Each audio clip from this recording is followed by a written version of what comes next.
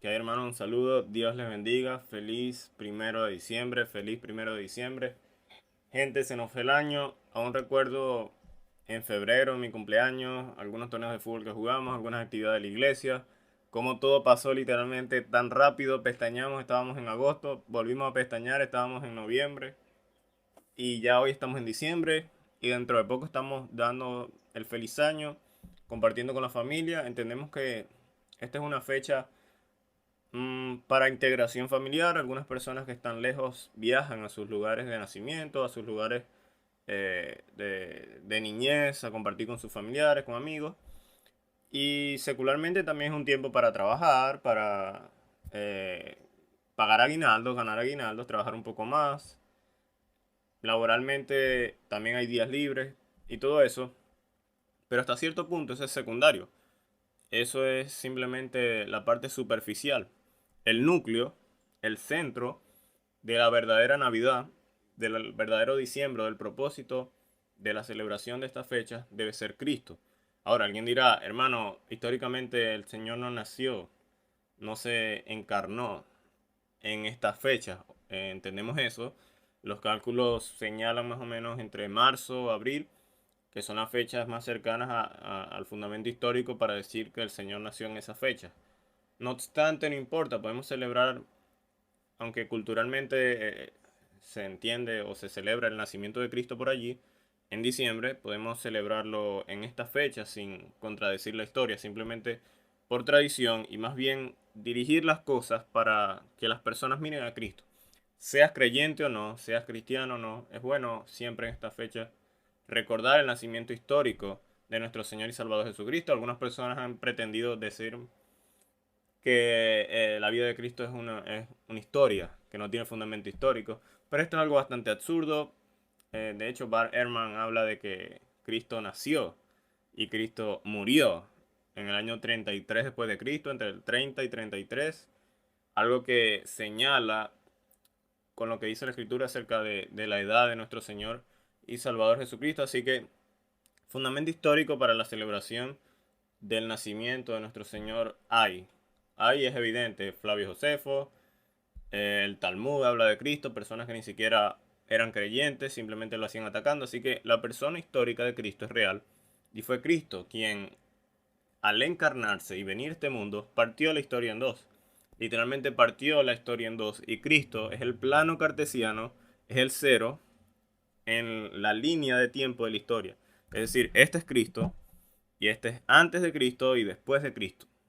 Solo Dios, solo una figura histórica real, verídica, puede ser el plano, puede ser el cero en el plano cartesiano de la historia. No Mahoma, no Buda, no otros personajes históricos, religiosos, los cuales sí existieron. No vamos a caer en la necesidad de negar su existencia, pero todavía de Cristo hay aún más evidencia.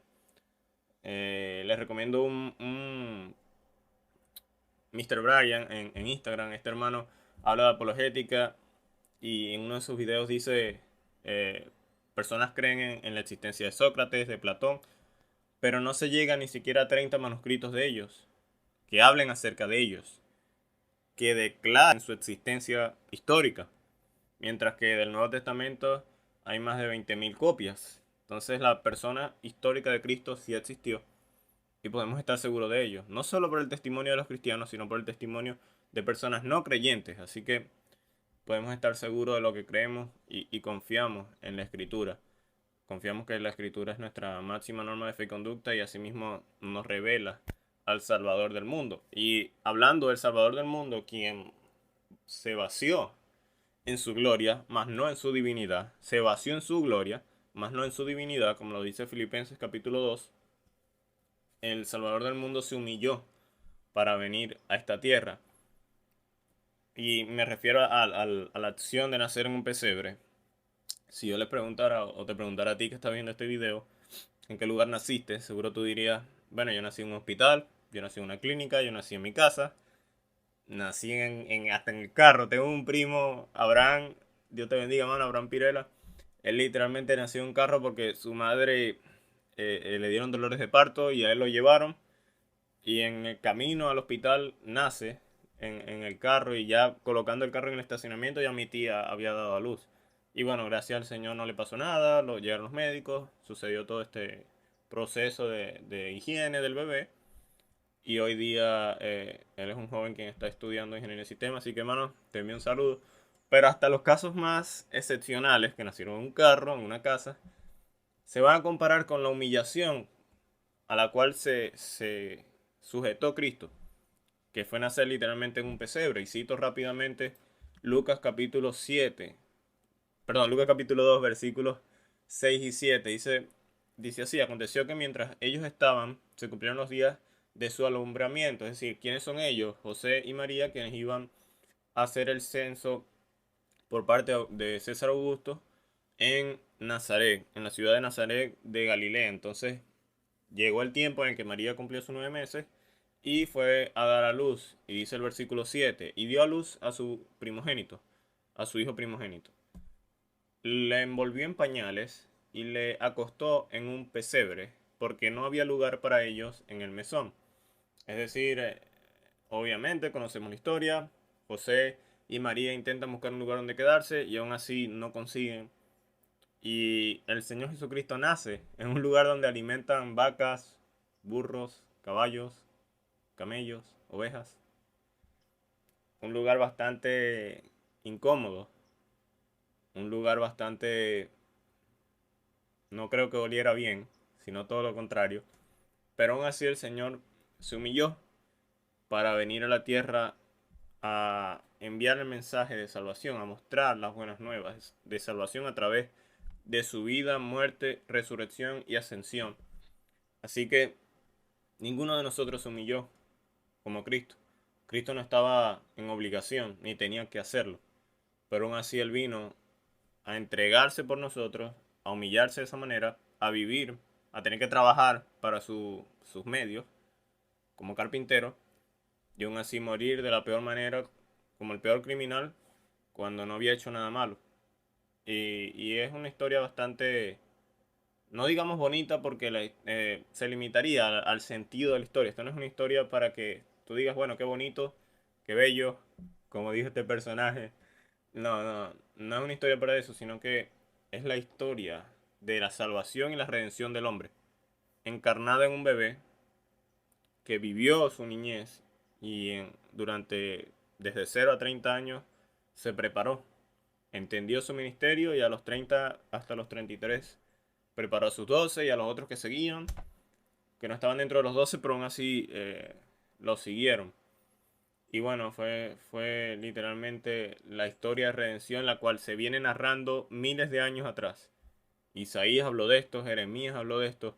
Creo que hay un libro o hay un artículo, no recuerdo, de John MacArthur, que habla de y la escritura. Simplemente esto recopila las profecías que se han cumplido en Cristo. Las profecías de Isaías, de la forma de su muerte, de la forma de su nacimiento, de su ministerio, de que resucitaría, de que llevaría el castigo de nuestros pecados sobre él. Todas esas profecías se cumplieron en Cristo. Y Cristo es la unión, es el milagro de la encarnación de Dios. 100% Dios, 100% hombre, en su esencia. Ni más hombre que Dios, ni más Dios que hombre. Todo en equilibrio.